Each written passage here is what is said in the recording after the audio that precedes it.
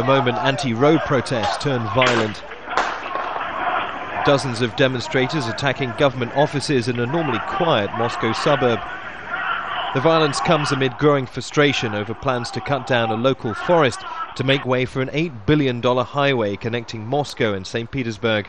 Khimki forest has been the focus of controversy for years. Until recently, these activists were living here round the clock to protect the woods from destruction. That's until they were violently evicted by a security group they call hired thugs. Now, in the company of police and a member of parliament, the environmentalists are back to confront those tasked with clearing the forest. This is what the activists are desperate to save, one of the last remaining areas of woodland and the edge of the capital. But as you can see, the bulldozers made it here first.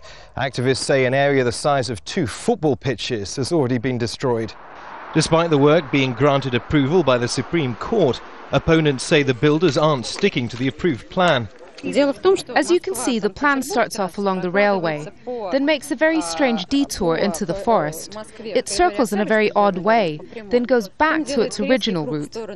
It's all to make way for shops and supermarkets. It's simply money thereafter, nothing else. Activists have brought their concerns to the government's gates, but have so far received little response. Some even claim to have been attacked and intimidated.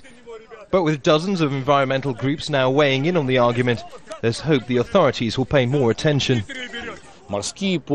All infrastructure projects, airports, seaports and highways are important to the state.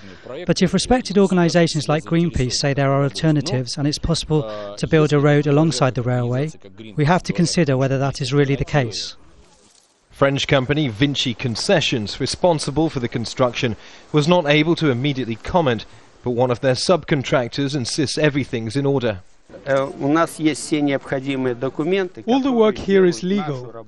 We have all the necessary documents to show it. A great number of different papers and documents. The battle for Khimki forest has become a symbol of grassroots activism. Environmentalists are determined to continue fighting until the woodland is safe. But as officials study the paperwork, nobody knows how long the forest will last. Neave, Al Jazeera, Khimki, near Moscow.